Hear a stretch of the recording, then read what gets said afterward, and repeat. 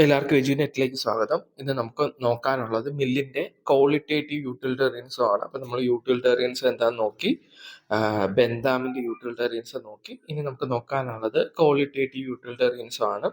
Mill found his school of utilitarianism on Bentham's principle that utility or maximum happiness is the basis of morality. അപ്പൊ Mill എന്ത് agree ചെയ്യുന്നുണ്ട്?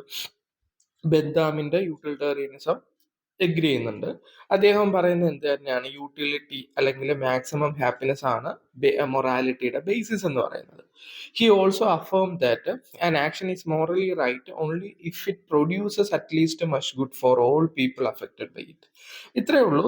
ഒരു action morally right ആകണമെങ്കിൽ അതിൽ നിന്നുണ്ടാകുന്ന consequent എല്ലാവർക്കും എന്ത് നൽകണം? പ്ലഷർ നൽകണം.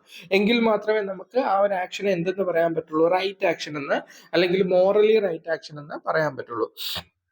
ഒരു യൂട്ടിലിറ്റേറിയൻ സ്ലോഗനാണ് greatest happiness of the greatest number. കൂടുതൽ ആൾക്കാർക്ക് കൂടുതൽ ഹാപ്പിനെസ് കിട്ടുക എന്നുള്ളതാണ് ഇവിടെ സ്ലോഗനായിട്ട് പറയുന്നത്.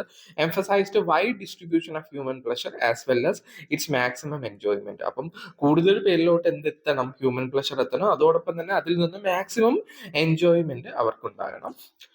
എന്നിരുന്നാലും മില്ലിന്റെ യൂട്ടിലിറ്റേറിയനിസവും ബെന്താമിന്റെ യൂട്ടിലിറ്റേറിയനിസവും തമ്മിൽ ഡിഫറൻസസ് ഉണ്ട്. ആ ഡിഫറൻസസ് ആണ് നമുക്ക് പ്രധാനമായിട്ട് ഈ ഒരു പോർഷനിൽ നോക്കാനുള്ളത്. എന്നിട്ട് എന്താണ് മില്ലിന്റെ ക്വാളിറ്റേറ്റീവ് യൂട്ടിലിറ്റേറിയനിസം എന്ന് നമുക്ക് ഡിസ്കസ് ചെയ്യാം. അപ്പൊ എന്താണ് ഡിഫറൻസസ് ആണ് നമുക്ക് താഴെ നോക്കാനുള്ളത്. ക്വാളിറ്റേറ്റീവ് ഡിസ്റ്റിങ്ഷൻ ഇൻ ടെൻഡൻസിയിൽ എന്തുണ്ട്? ക്വാളിറ്റേറ്റീവ് ഡിസ്റ്റിങ്ഷൻ ഉണ്ട്.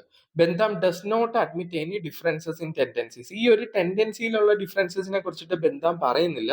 എന്ത് ടെൻഡൻസി ആണെന്ന് നമുക്ക് നോക്കാം. എന്താണ്? Mill classified human tendencies.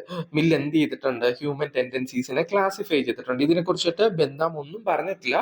By virtue of qualitative ഡിഫറൻസസിന്റെ അടിസ്ഥാനത്തിൽ he viewed that some are noble. ചില ഹ്യൂമൻ ടെൻഡൻസീസ് എന്താണ്? നോബിൾ ആണ്. ചിലത് ബേസ് ആണ്. Others are base. In this way, he said that intellectual tendencies are far superior to physiological tendencies. അതായത് ഇവിടെ അദ്ദേഹം പറയുന്നത് എന്താണ്? മില്ല് പറയുന്നത് എന്താണ്? ഇന്റലക്ച്വൽ ടെൻഡൻസീസ് എന്ന് പറയുന്നത് സുപ്പീരിയർ ആണ്. എന്തുമായിട്ട് കമ്പയർ ചെയ്യുമ്പോൾ? ഫിസിയോളജിക്കൽ ടെൻഡൻസിയുമായിട്ട് കമ്പയർ ചെയ്യുമ്പോൾ. ഇപ്പൊ നമ്മളൊരു കാര്യം പഠിക്കുന്നത് എന്താണ്? ഇന്റലക്ച്വൽ ടെൻഡൻസിയാണ്. അത് നമുക്കൊരു കാര്യം അറിയണമെന്ന് തോന്നുന്നത്, നമുക്ക് ഭക്ഷണം കഴിക്കണമെന്ന് തോന്നുന്നത് എന്താണ്? ഫിസിയോളജിക്കൽ ടെൻഡൻസിയാണ്. അപ്പൊ ഇതിൽ സുപ്പീരിയർ ആയിട്ടുള്ളത് എന്താണ്? ഇന്റലക്ച്വൽ ടെൻഡൻസിയാണ്. ഒരു കാര്യം അറിയണം എന്നുള്ള നമ്മുടെ ഒരു ഡിസയർ ആണ് സുപ്പീരിയർ ആയിട്ട് വരുന്നത്. ഭക്ഷണം കഴിക്കുക എന്ന് പറയുന്ന ഒരു ടെൻഡൻസി എന്താണ്? അത് ഫിസിയോളജിക്കൽ ടെൻഡൻസി ആണ്. അത് എന്താണ്? ഇൻഫീരിയർ ആണെന്നാണ് ആര് പറയുന്നത്? മില്ല് പറയുന്നത്. പിന്നെ ഇവിടെ പറയുന്നുണ്ട് qualitative distinction in pleasures. In the same way mill made A qualitative distinctions among different pleasures. നമ്മൾ നേരത്തെ പറഞ്ഞായിരുന്നു ബെന്താം എല്ലാ പ്ലഷറും സിമിലർ ആണെന്നാണ് പറഞ്ഞത്. പക്ഷേ നമ്മൾ മില്ലിലോട്ട് വരുമ്പോഴത്തേക്ക് മില്ല് എന്താണ്? അവിടെ ക്വാളിറ്റേറ്റീവ് ഡിസ്റ്റിങ്ഷൻ ഉണ്ട്. എല്ലാ പ്ലഷറും എന്തല്ല? സിമിലർ അല്ല. അവിടെ എന്തുണ്ട്? വ്യത്യാസമുണ്ട്. സുപ്പീരിയർ ആയിട്ടുള്ള പ്ലഷർ ഉണ്ട്, ഇൻഫീരിയർ ആയിട്ടുള്ള പ്ലഷർ ഉണ്ട്. ക്വാളിറ്റിയിൽ എന്തുണ്ട്? വ്യത്യാസമുണ്ട്. പിന്നെന്താണ്? Mill emphasises qualitative differences in pleasure. അപ്പൊ മിൽ എന്താണ് പറയുന്നത്? പ്ലഷറിൽ ക്വാളിറ്റേറ്റീവ് ഡിഫറൻസസ് ഉണ്ട്. And prioritises the intellectual pursuit to purely physical ones. അപ്പൊ നമ്മൾ കൂടുതലും പ്രയോറിറ്റി കൊടുക്കുന്നത് എന്തിനാണ്? ഇന്റലക്ച്വൽ പ്ലഷറിനാണ്. പിന്നെന്താണ്? Bentham did not look upon human being as anything better than animal. അപ്പൊ ബെന്താം ഹ്യൂമൻ ബീങ്സിനെ കണ്ടത് എന്തുപോലെയാണ്? ഒരു ആനിമൽ ആയിട്ടാണ് ഹ്യൂമൻ ബീങ്ങിനെ കൺസിഡർ ചെയ്യുന്നത്. ആ ആനിമൽ എല്ലായ്പ്പോഴും പ്ലഷറിന്റെ പിറകിൽ ഓടിക്കൊണ്ടേയിരിക്കുന്നു. പ്ലഷർ എന്ന് പറയുന്നത് എല്ലാ പ്ലഷറും സിമിലർ ആണ് എന്നാണ്. അവിടെ എന്താണ്? ഒരു ക്വാണ്ടിറ്റേറ്റീവ് ഡിഫറൻസ് മാത്രമാണ് ബെന്താം കൊടുത്തിട്ടുള്ളത്. നമ്മൾ നേരെ മറിച്ച് നമ്മൾ മില്ലിലോട്ട് വരുമ്പോൾ ഇവിടെ ക്വാളിറ്റേറ്റീവ് ഡിഫറൻസസ് ആണ് പറയുന്നത്. According to him, human beings always are in search of pleasure. Pleasure do not have qualitative distinction. അപ്പം ബെന്താം പറയുന്നത് എന്താണ്? ഹ്യൂമൻ ബീങ് എന്ന് പറയുന്നത് എല്ലായ്പ്പോഴും പ്ലഷർ ആഗ്രഹിച്ച് നടക്കുന്നവനാണ്.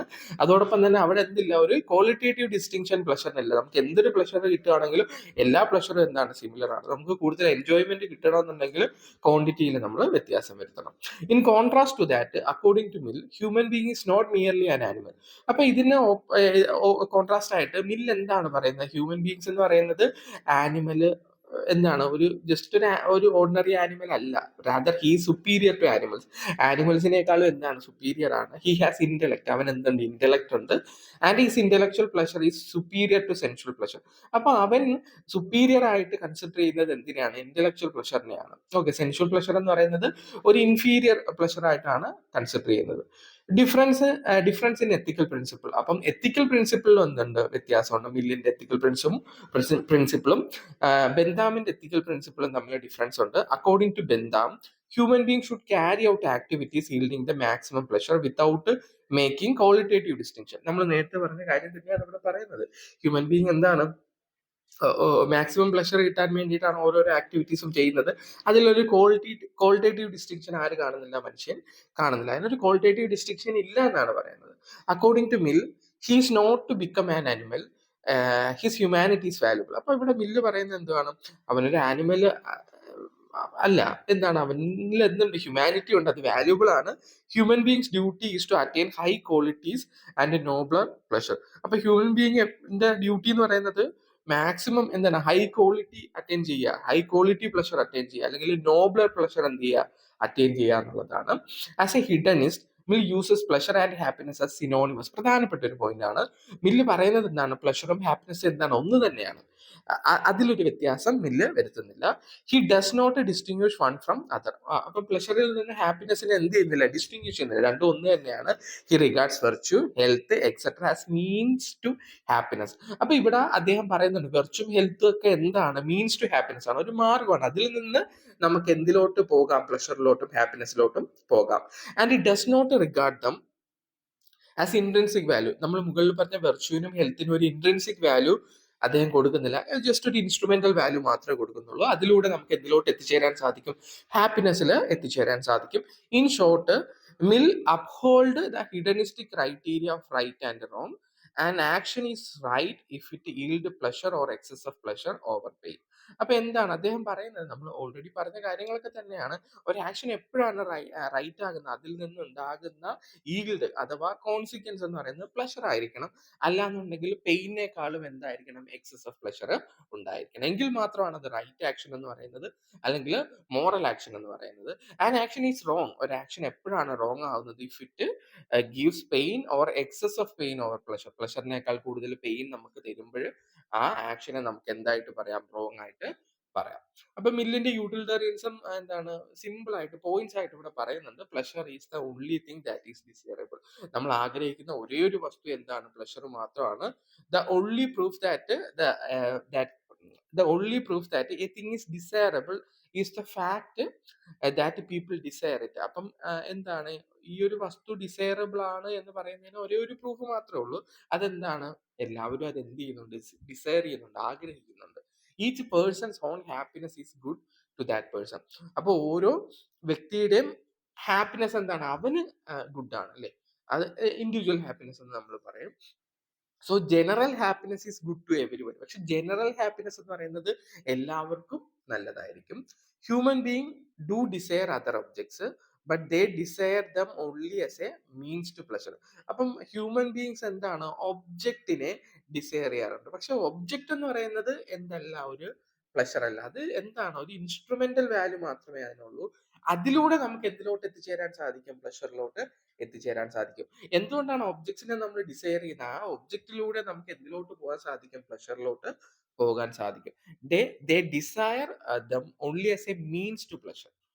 The preferred pleasure is superior in quality. അപ്പൊ എല്ലാവരും പ്രിഫർ ചെയ്യുന്ന പ്ലഷർ എന്ന് പറയുന്നത് എന്താണ്, സുപ്പീരിയർ ആയിട്ടുള്ള പ്ലഷറാണ്, അല്ലെങ്കിൽ ക്വാളിറ്റി കൂടുതലുള്ള പ്ലഷറാണ്. അപ്പൊ ഇത്രയും കാര്യങ്ങളാണ് നമുക്ക് ക്വാളിറ്റേറ്റീവ് യൂട്ടിലിറ്റേറിയനിസത്തിൽ നോക്കാനുള്ളത്. ഇമ്പോർട്ടന്റ് ആണ്, എക്സാമിന് ഉറപ്പായിട്ടും ചോദിക്കുന്നതാണ്. അപ്പം ഇന്നലെ ഒന്നും ഞാൻ വീഡിയോ ഇട്ടില്ലായിരുന്നു. ചെറിയൊരു പനി പോലെ വന്നു. കുറച്ച് ബുദ്ധിമുട്ടും കാര്യങ്ങളൊക്കെ ഉണ്ടായിരുന്നു. അതുകൊണ്ടാണ് വീഡിയോ ലേറ്റ് ആയത്. അപ്പം എന്തെങ്കിലുമൊക്കെ ഡൗട്ട്സ് ഒക്കെ ഉണ്ടെങ്കിൽ നിങ്ങൾ എന്തെങ്കിലുമൊക്കെ ഒന്ന് കമന്റ് ചെയ്യട്ടോ. ഒരു സത്യം പറഞ്ഞാൽ അതെനിക്കൊരു സന്തോഷം കൂടെയാണ്. നമുക്ക് ചെറുതായിട്ടൊരു ചെറിയൊരു മോട്ടിവേഷൻ ഒക്കെ അത് കാണുമ്പോഴുണ്ടാകും. അപ്പം എത്ര പണിയാണെന്നുണ്ടെങ്കിലും ചിലപ്പോൾ കമന്റ്സ് ഒക്കെ കാണുമ്പോൾ നമ്മൾ ഇച്ചിരി എഫേർട്ട് ഇട്ട് ചെയ്യുന്ന പണിയാണല്ലോ. അപ്പം കമന്റ്സ് ഒക്കെ കാണുമ്പോഴത്തേക്ക് ഇനി ചെയ്യാനുള്ള ഒരു ഇത് നമുക്ക് തോന്നും. അപ്പം എൻ്റെ വീഡിയോസ് അത്ര പെർഫെക്റ്റ് ആയിട്ടുള്ള വീഡിയോസ് ആണെന്ന് ഞാൻ പറയുന്നില്ല. പക്ഷെ എന്താണ് നിങ്ങൾക്ക് ഇത് ഈ ഒരു വീഡിയോ കണ്ടിട്ട് നിങ്ങളുടെ ടെക്സ്റ്റ് ബുക്കിലുള്ള അല്ലെങ്കിൽ മെറ്റീരിയലിലുള്ള പോർഷൻസ് വായിക്കുമ്പോൾ കൂടുതൽ നിങ്ങൾക്ക് മനസ്സിലാവും. അപ്പം ഞാൻ ഇതിനകത്ത് ക്രിറ്റിസിസം ഒന്നും പറയുന്നില്ല. അപ്പൊ ക്രിറ്റിസിസം ഒക്കെ നിങ്ങൾക്ക് വായിച്ചു നോക്കി മനസ്സിലാക്കി എടുക്കണം എന്നുണ്ടെങ്കിൽ നിങ്ങൾക്ക് അതിൻ്റെ ഒരു ബേസ് ഉണ്ടായിരിക്കണം. പലരും എന്താണ് ഈ പറയുന്ന UG ഫിലോസഫി ഒന്നും പഠിച്ചിട്ടുള്ള ആൾക്കാരല്ല. വേറെ വേറെ സബ്ജക്റ്റുകളൊക്കെ പഠിച്ചിട്ട് വന്നിട്ടുള്ള ആൾക്കാരാണ്. അപ്പൊ ഇതിൽ ഉപയോഗിക്കുന്ന ടേംസ് ഒക്കെ അവർക്ക് കുറച്ച് ബുദ്ധിമുട്ടും കാര്യങ്ങളൊക്കെ ഉണ്ടായിരിക്കും. അപ്പൊ അതുകൊണ്ടാണ് ഈ ടേംസ് ബേസിക് ലെവൽ രീതിയിലാണ് ക്ലാസ് എടുത്ത് പോകുന്നത്. പക്ഷെ ഈ നോട്ട്സ് വെച്ചിട്ട് നിങ്ങൾക്ക് എന്താണ് എക്സാം എഴുതാം. ഈ നോട്ട്സ് എഴുതി എന്ന് പറഞ്ഞാൽ മാർക്ക് കുറയില്ല. കാരണം ഇത് നിങ്ങളുടെ മെറ്റീരിയലിൽ നിന്ന് തന്നെ ഞാൻ എടുത്ത് ഉണ്ടാക്കിയ നോട്ട്സ് ആണ് കേട്ടോ. അപ്പൊ ഇത് തന്നെയാണ്. ഇത് തന്നെ നിങ്ങൾ എക്സാമിന് എഴുതിയാൽ മതി. നിങ്ങൾക്ക് കൂടുതൽ ഇതിനെക്കുറിച്ചിട്ട് അറിയണമെന്നുണ്ടെങ്കിൽ ഈ ഒരു ബേസ് വെച്ചിട്ട് നിങ്ങൾക്ക് എന്ത് ചെയ്യാൻ പറ്റും? വായിക്കാൻ പറ്റും. ഓക്കെ. അപ്പം ശരി.